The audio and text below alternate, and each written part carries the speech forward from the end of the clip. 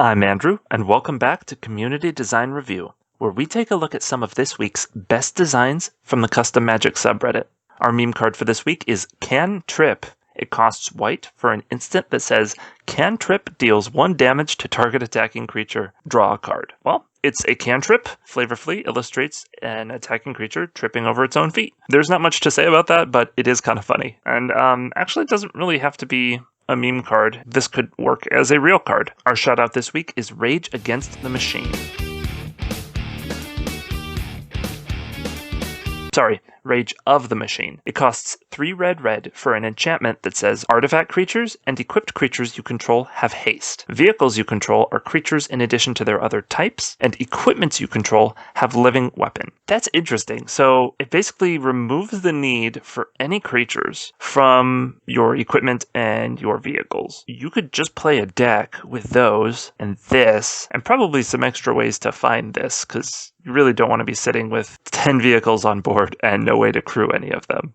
But this seems like a really interesting build-around card for Constructed. Our number 5 card this week is Reality Barrier. It costs 1 blue for a creature wall. It's a 0/3 with Flash, Defender, and when Reality Barrier leaves the battlefield, counter target spell, and it has Evoke. Obviously, this is playable just as a 2-mode card where you have either a counterspell for 4 mana, or just an 0/3 Flash Defender for 2. But if you actually want to get the value off of its leaves the battlefield effect when you've only cast it for 2 mana, I would say you want to run this in a sacrifice deck, probably blue-black or blue-red. That way, if you have a free sacrifice outlet, you pay 2 mana for this, and then at any moment, you can sacrifice it to counter a spell. And that's a hard restriction to build around, but actually that's a really interesting one. Our number 4 card this week is Megazord, Earth's Last Line of Defense. It is a 10/10 legendary artifact creature, robot warrior for 5. Champion 5 warriors with different colors. First strike, trample, hexproof, vigilance, menace, and Megazord is all colors. Well, if Megazord is all colors, it should probably have a gold frame and gold color indicator. What is this from? Power Rangers? Okay, I was right. I assumed this is the combination of all 5 of the Power Rangers' Metal Beast forms? Dino forms. Okay, yeah. For never having watched the show, I seem to know a lot about it. Well, this body is insane. It's a 10/10 with 5 keyword abilities. And the important part is that one of those abilities is hexproof, which means it's not going to die to targeted removal. So even though it doesn't have haste, it's going to be able to get in and deal some damage. And what's going to be able to block it? I mean, it has first strike, and it's a 10/10. I assume that it's intending to champion 1 white warrior, a blue warrior, a black warrior, a red warrior, and a green warrior. But what about warriors with multiple colors? What if you have a white-blue and a white-black, and a white-green, and a blue-black, and a blue-green? All 5 of those have different colors, different color combinations, but you don't have any red in there. Does that work as intended? Does that work at all? It's a little nebulous, and I'm not sure. But this is a very cool design. Our number 3 card this week is the City of Rapture from BioShock. Oh, no, just Rapture. Okay, cool. It costs white for an enchantment that says, at the beginning of your end step, if you have the highest devotion to any color among all players, draw a card.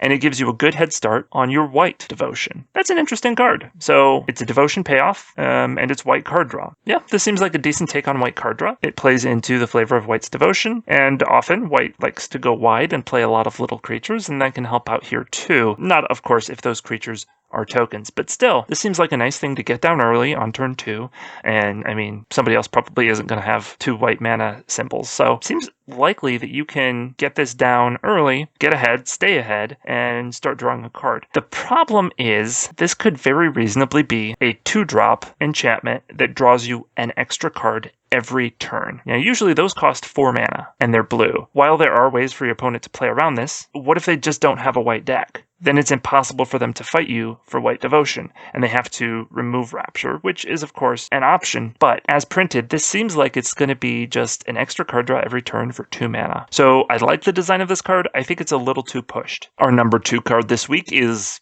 Violent Ultimatum. Oh, no, sorry, that's just the art. Ultimate Sacrifice. It costs 1 white. Hey, that would help out Rapture. Sorcery. Oh, never mind. If you have at least one creature in play, you may cast Ultimate Sacrifice as though it had flash. Destroy all creatures. Oh, interesting. So it's a 4-mana board wipe, but it can gain flash. So that's a little more pushed. These days, most unconditional board wipes cost 5 mana. That said, it's a mythic. It costs 3 white mana. So you can probably push it a little bit more here. And of course, you never want to destroy your creatures with board wipes, but generally, you need to have some actual creatures out to block so they'll play more creatures, and then your board wipe is more effective. Cool design. And our number 1 card this week is Pyrrhic Victory. It costs 3 white for a sorcery.